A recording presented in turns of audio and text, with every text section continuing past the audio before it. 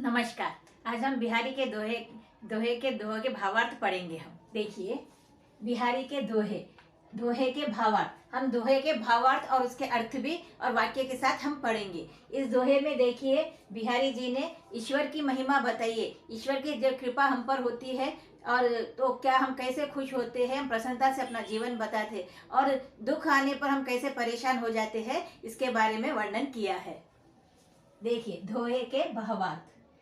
दोहा देखिए, धीरज सांस न लेहू दुख, सुख आई ही न भूल। देखिए, धीरज सांस न लेहू दुख, यानी कि हमें मनुष्यों को जब हम दुखी हो जाते हैं, हम परेशान हो जाते हैं, तब दुख के समय हम क्या करते हैं, लंबी लंबी सांसें लेने लगते हैं, परेशान हो जाते हैं और दुखों को हम बर्दाश्त नहीं कर पाते, और उन दुखों को रास्ता हम दुख को कम करने का हमें रास्ता न मिलने पर हम परेशान हो जाते हैं, घबराने लगते हैं और रोने लगते हैं। हम और रोते हुए हम क्या करते हैं, ईश्वर को पुकारने लगते हैं। तो हमें ऐसा नहीं करना चाहिए। अगर हम दुखी है तो दुख के वक्त उस दुख को दूर करने के प्रयास करने चाहिए, कठिन परिश्रम करना चाहिए, मेहनत करना चाहिए, और किस प्रकार इस दुख को दूर किया जाए, इस दुख को खत्म किया जाए, इसके लिए हमें प्रयत्न करना चाहिए।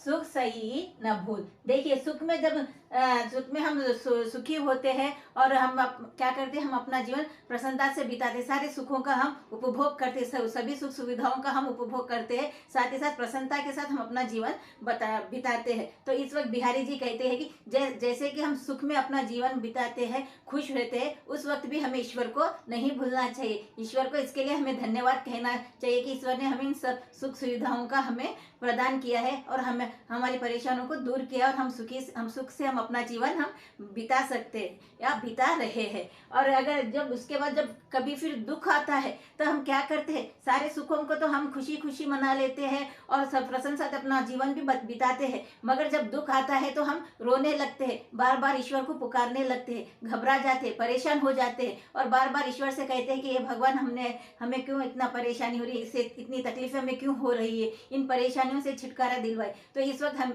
जैसे सुख में हम जीवन बिताते हैं, वैसे दुख में भी हमें सहर्ष से स्वीकार करना चाहिए। तो सुख और दुख दोनों ही ईश्वर के दिए हुए हैं, तो इसे हमें दुख में घबराना नहीं, परेशान होना नहीं चाहिए, बल्कि ईश्वर से प्रार्थना कर उन दुखों को दूर करने का प्रयास करना चाहिए। उन दुख क्या है, उन दुखों को हम कैसे दूर कर सकते हैं और किस तरह हम उसे दूर करके हम अपने जीवन को सुखी बना सकते हैं, इस ओर हमें प्रयत्न और काम करना चाहिए।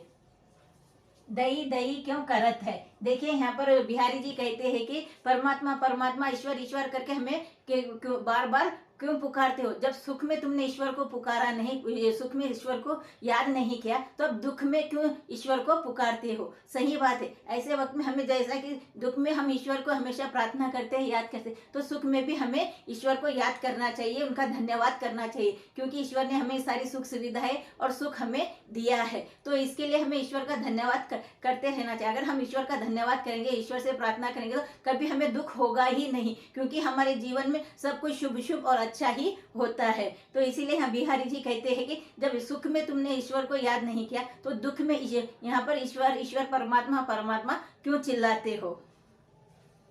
दई दई सुख कबूल, यानी कि परमात्मा परमात्मा ने, जो ईश्वर ने हमें जो सुख दिया है, जो दुख दिया है, उसे हमें सहर्ष स्वीकार करना चाहिए और इसे दुखी होकर परेशान नहीं होना चाहिए, उस दुख को दूर करने का प्रयास करना चाहिए। अब भाव देखिए, तू दुख में दुख भरी लंबी लंबी सांसें न ले, तथा सुख में परमात्मा को मत भूल। देखिए, यहाँ पर बिहारी जी कहते हैं कि हमें सुख में ईश्वर को कभी नहीं भूलना चाहिए। अगर हम ईश्वर को सुख में याद करते हैं तो हमें दुख कभी होता ही नहीं है। इस विपत्ति के आने पर हे परमात्मा क्यों चिल्ला रहा है। देखिए, विपत्ति यानी कि मुसीबत, जब मुसीबत दुख तकलीफें आती है तो हम ईश्वर को पुकारने लगते हैं, रोने लगते हैं, तो हमें ऐसा नहीं करना चाहिए। परमात्मा ने तुझे सुख अथवा दुख दिया है, उसे सहर्ष स्वीकार कर।